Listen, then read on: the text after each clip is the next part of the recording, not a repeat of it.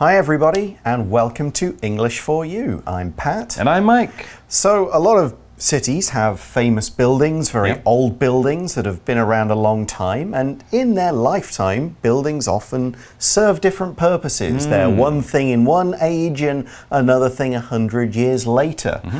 We have in my home city of Nottingham an old Victorian court where where real trials were held. Okay. It's now become an interactive museum called the Galleries of Justice. People can go there, they learn about crime, the law, then and now. They can take part in trials, they can see what happens there, they can kind of almost watch plays of like ancient court cases being acted out, that sort of stuff. Now, I know Montreal has plenty of old buildings. Are there any that are kind of used for other purposes these days? I guess one of the most well-known ones is we had the Olympics in Montreal back in 1976, and what was the Velodrome, the little stadium that they built for the bike racing. Yeah. You know, they race around in circles on those, almost on the walls. Well, they turned that after several years into a biosphere. They turned it into kind of an indoor zoo, which is kind of unusual. It still has the same shape of a bicycle helmet, which was how it was designed back in the 70s. But now inside, I think they have areas like a jungle area and sort of a northern Arctic area. And it's unusual for me too, because I used to go there to sign up for my school classes back in college when they weren't using it for anything. Very so interesting. It went from a cycling stadium to a thing for nothing. College building. A college, not even a college, just a big building for students to go to every year to sign up for classes. And then it became an indoor zoo. So there you go. You can breathe life into all sorts of old buildings and change really what they're used for, just with a bit of imagination and hard work. Yeah, and we're going to read about one such building in today's article. Let's check it out. Reading. A church, a mosque, a museum. The many roles of the Hagia Sophia. There are nearly 4 million mosques around the world where Muslims pray. One of these stands out for the role it has played in politics and culture for nearly 1,500 years. This is the Hagia Sophia in Turkey. This temple was first built as a Christian cathedral in the year 537. When Muslim rulers took over the area in 1453, the church was turned into a mosque. Turkey's government became non-religious about 100 years ago and turned the Hagia Sophia into a museum. By acting as a place of historical interest, it taught visitors about Turkey's peaceful religious coexistence.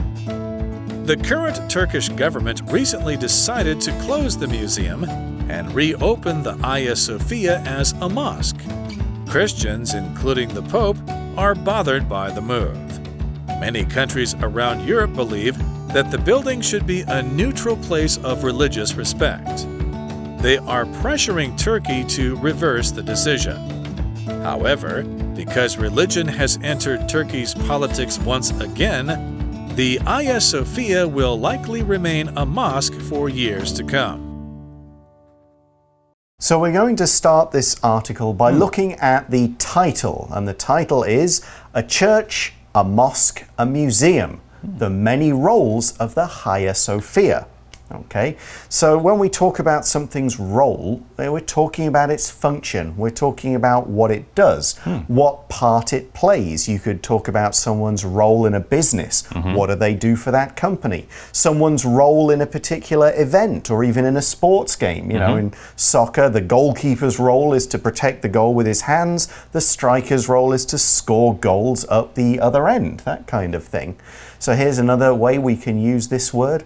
For most young people, their smartphones play an important role in their social lives. So they play a big part. They're very important to them. With a building, of course, we're talking about the different things it's used for. That's right. What is the purpose of this building? Who goes there and what for? Absolutely. A lot of big new buildings in cities these days are designed for different roles, right? They might have a hotel in it, a shopping mall, offices up there, apartments in some parts. So these are all the different roles that one building can play at the same time. Now, back in the old days, maybe they didn't design so many different roles into buildings, but they still did change roles over the years. Let's learn more about the Hagia Sophia and its different roles. It says there are nearly 4 million mosques around the world where Muslims pray. All right, so we're talking about mosques. These are basically the churches or the temples, the holy buildings for people who follow the Muslim religion, who follow the religion of Islam. But like many other religions, people will go to mosques and churches and temples to pray. What is it to pray? Well, this verb basically means to kind of speak with God or the gods, to communicate with God. When you have a problem and you're a religious person, you might want to go and talk to God, to make a wish, to ask for help, to ask for guidance, something like that. And you can do it by closing your hands, going down on your knees, using some sticks, just thinking in your mind, but you're basically communicating in some kind of way with some kind of God or God, some kind of spiritual or divine being. For example, before the big game, some of the players got together to pray. You sometimes see this in different types of sports, right? The players will pray just for bravery and strength and maybe a bit of good luck. Exactly. So there are millions of mosques around the world, big ones, small ones, famous ones, and so on. But as the article says, one of these stands out for the role, and there's that word again, for the role it has played in politics and culture for nearly 1,500 years. Now, you can also say 1,500 years, 1,500 years. It means the same number. You can say it both ways. Now, this mosque stands out. If something stands out, it's much easier to notice it. It's sometimes better than other things, similar things or people, bigger than similar things or people. There's something special about it which makes it kind of more important or more easy to notice and remember than other things of the same sort. For a group of students, you might have the smartest student stands out. You always remember that one. Or maybe the worst student in the class stands out for bad reasons. So this mosque that stands out, well, we know what it is because it was in the title of today's article. That's right. So let's go over it again. It says this is the Hagia Sophia in Turkey. That's the name of it. That's what you'd ask the taxi driver to take, the place you would ask the taxi driver to take you. And of course, I'm sure you've seen pictures of it, but you might not know the name. And yeah, the name is a little unusual. Hagia Sophia, this kind of comes from the Greek. I believe the Turkish is a little bit more Hagia Sophia, but either way, don't say the H-A-G. It's not pronounced that way. It comes more from the Greek or Turkish pronunciation. So Hagia Sophia in Turkey. And yes, we're talking about the great country of Turkey. This is a country that's very interesting because it sort of serves as a bridge between Europe and Asia. It's one of the few countries that we consider as being part of both Europe and Asia. Russia possibly, but it's huge. Turkey is not anywhere near as big as Russia, but it sort of sits on that borderline between between Europe and Asia, right in the north of the Middle Eastern region as well. So it's been a very important country and has a long history going back thousands of years. Yeah, let's look at a part of the history of kind of the country, but also specifically of the building. We see that this temple was first built as a Christian cathedral in the year 537. So yeah, nearly 1,500 years ago, and it was built as a cathedral.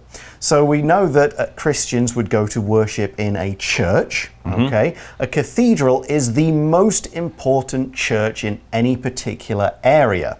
The priest who kind of goes there to do his job and see people and bless people is a bishop. If there's a cathedral, there should be a bishop to go with it. It's just a big, very important Christian church. That's right. When you think of St. Paul's Cathedral in London with the big dome, or Notre Dame Cathedral, of course, on that island in the middle of Paris that had the terrible fire. These are the types of churches we're talking about. They're big, and often they have histories that go back hundreds and hundreds of years because they are so important. Now let's learn more about the history. So it was first built 1,500 years ago as a Christian cathedral, and then we learn when Muslim rulers took over the area in 14 1453, the church was turned into a mosque. All right, so about 1,000 years later, the Ottoman Empire, I believe, took over Turkey, and everything changed from sort of being Christian dominated to being Muslim or Islamic dominated, but the building stayed the same. It was the role of the building that changed. It was still a holy place, still a religious place where people went to pray, but a different type of religion. And it also changed names from a church or a cathedral to a mosque, which is the Muslim name for a holy building like that.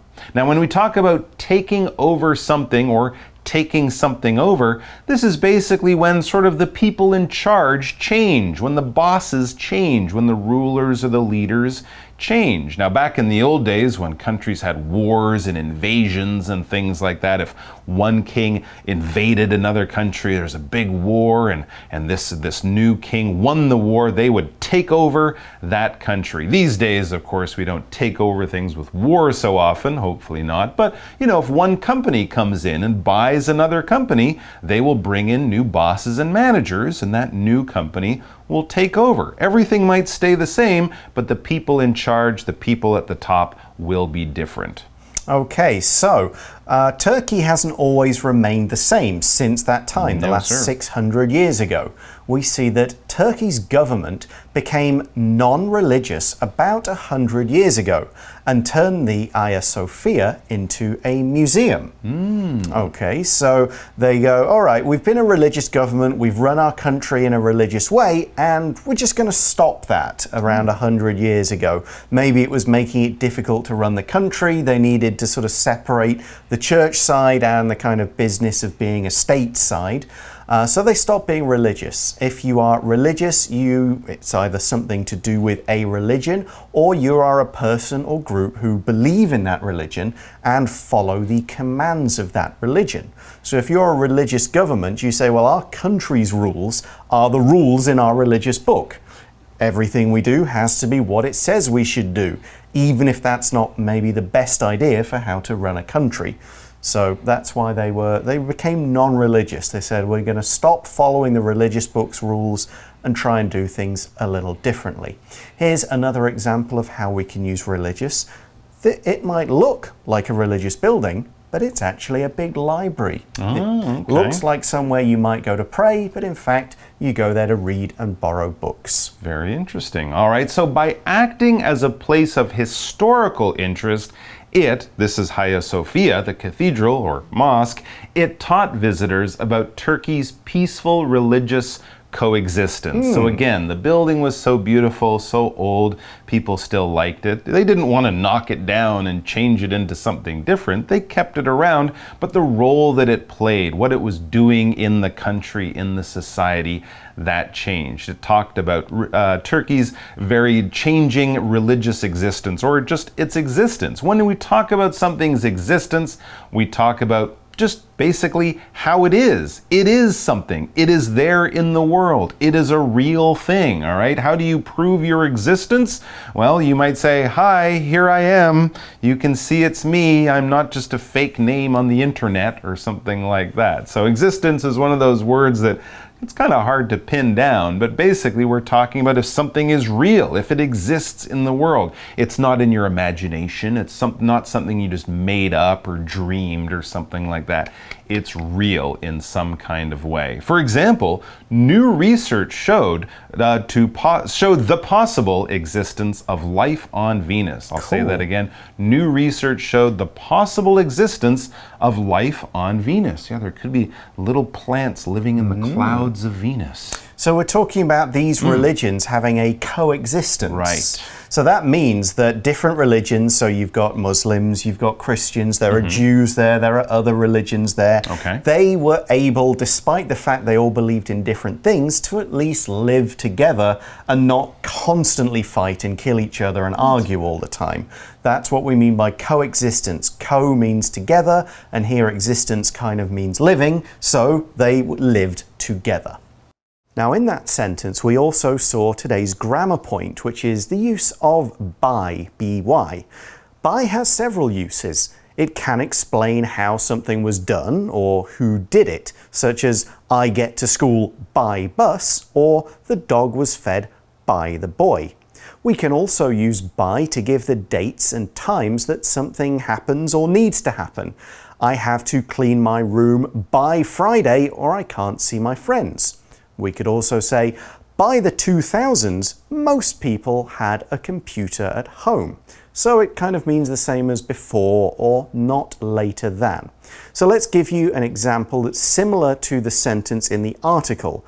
By studying hard, Jasper got a good grade. So here, by is used to show how Jasper got his good grades, and in the article we see that this is how the Hagia Sophia showed how Turkey's religions could live together.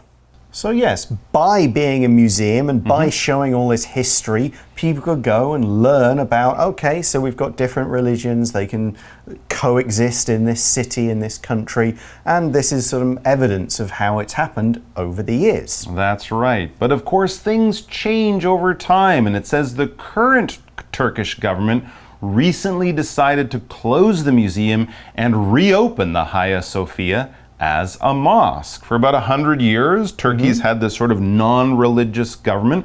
Religion is for the religious people, government is for, politicians, and they try not to mix things up too much. But the new president of Turkey, who's already been there 10 or 15 years at least, he is a bit more religious than the presidents of Turkey who came before, and he's bringing a bit more religion back into politics. So he decided it would be a good idea for the country and for people's pride or whatever reason to make this building that was a museum back into a religious building, or turn it back into a mosque. Okay, now this may have been popular with the Muslims of Turkey, but we see that Christians, including the Pope, are bothered by the move. The Pope, of course, is the head of the Catholic Christian Church, the guy in Rome with the white outfit who kind of waves at people and is the sort of leader of that particular group of Christians. Francis I, or Francis at the moment. That's right. And many countries, we read, many countries around Europe believe that the building should be a neutral place of religious respect. Yeah, when religion and politics get sort of mixed up together, it does tend to make people a bit more nervous because the rules are changing and we're not sure what that's all going to mean. So they're kind of thinking, this has been a museum. It's been kind of a neutral building, at least in terms of religion for a long time. Some people would like to keep it that way. If something is neutral, it's basically not taking sides. It's not saying, I like this, I'm going to support this. Imagine you're watching a baseball game and two teams are playing and you don't know anything about baseball and you don't care who wins, and your friend says, who are you cheering for, the Red Sox or the Yankees? And you go, I don't really care. You could say you're neutral. You might still enjoy the game and be happy if one team wins, but if one team doesn't win and another team does, well, you don't really care. You're kind of neutral. You're not taking sides. You're like Switzerland when it comes to wars. Famously, exactly. Switzerland doesn't take sides in wars. They're neutral. Okay, so many countries think, well, maybe you should keep it as a museum, and we see that they are pressuring Turkey to reverse the decision. So if you try to pressure somebody into doing something, you're trying to kind of force them to make this decision. You could be using kind of threats, you could be trying to use logic, you could be trying to make someone feel guilty, but you're basically bringing some kind of force on somebody to make what you want happen. For example, my boss is trying to pressure me to work on Saturday. He's saying things like, everybody else is working. Oh, come on, you want to be a good company guy, you should work. And if he's really pressuring you, he says, you work on Saturday or you're fired. That would be really pressuring someone. So here, countries are pressuring Turkey to reverse what they've done. Yeah, if you reverse, basically you go backwards. You go back the way you were. You do a 180-degree turn and you head back. Of course, in a car, if you reverse, it's one of the speeds or one of the gears on a car, right? D is drive, that's to go forwards. And if you're trying to get out of a parking spot, you'll put it in R. That R is for reverse. It's to go backwards. But of course, we can reverse in other ways. If I walk backwards, I'm reversing, obviously. But if you change your mind, if you said, yeah, I'm not going to go to the party. Actually, I am going to go to the party. Oh. I've just reversed my decision. I've just done the opposite of what I was doing. Okay, so they say, come on, Turkey, change it back. Please change it back. You better Reverse that change it decision. back. Yeah. But we see in the article that, however, because religion has entered Turkey's politics once again, the Hagia Sophia will likely remain a mosque for years to come.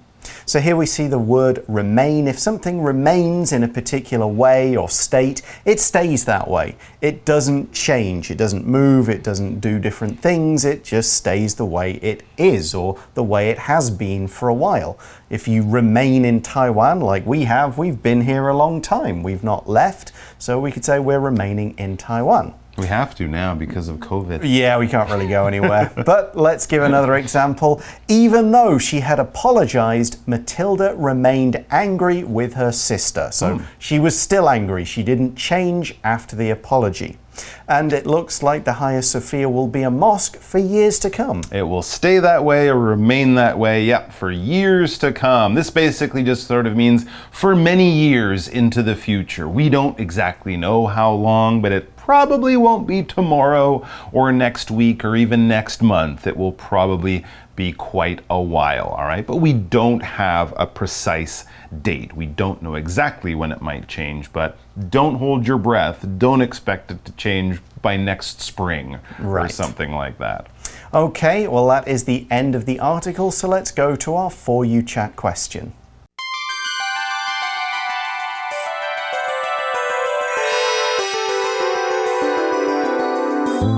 For You Chat. So today's question is, what do you think is the best way to respect a building's historical importance? And we got a kind of example here. For instance, should an old temple always be a temple, or could it become something else to teach people about its history? That's a tough and interesting question because, of course, times do change, right? I mean, if an old temple is just sitting there and no one's using it to pray, should we just keep it that way, frozen in time?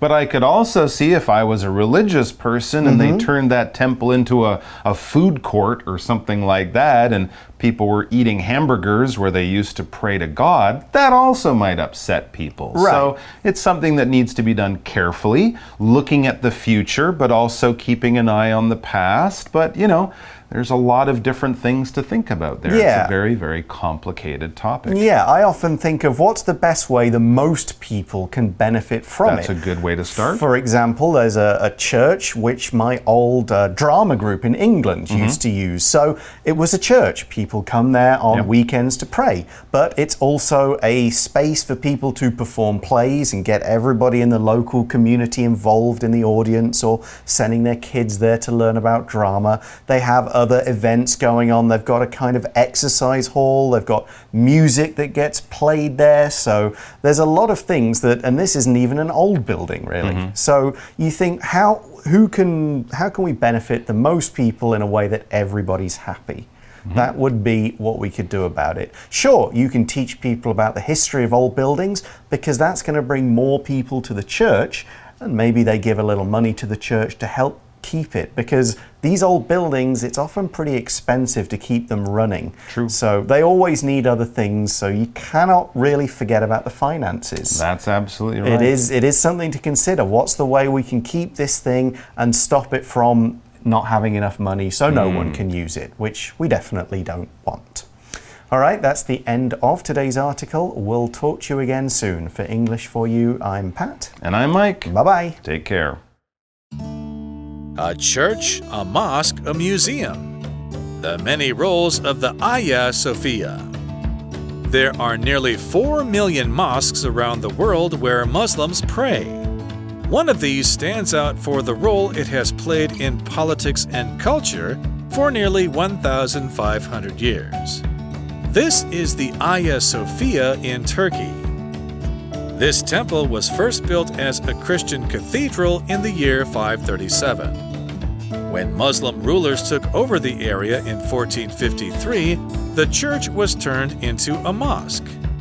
Turkey's government became non-religious about 100 years ago and turned the Hagia Sophia into a museum. By acting as a place of historical interest, it taught visitors about Turkey's peaceful religious coexistence. The current Turkish government recently decided to close the museum and reopen the Hagia Sophia as a mosque. Christians, including the Pope, are bothered by the move. Many countries around Europe believe that the building should be a neutral place of religious respect. They are pressuring Turkey to reverse the decision. However, because religion has entered Turkey's politics once again, the Hagia Sophia will likely remain a mosque for years to come. Vocabulary Review. Role. The role of a teacher is to educate students and encourage their interest in studying. Pray. Whenever I go to a temple, I will pray for good luck. Religious. I go to a religious school that follows Christian principles. Existence. Ever since I saw my dad putting gifts under the Christmas tree, I stopped believing in the existence of Santa Claus. Pressure. My boss pressured me to stay late at the office without being paid for my time. Remain.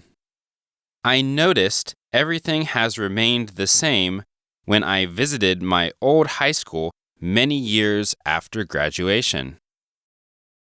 智慧小補帖 Neutral. Reverse.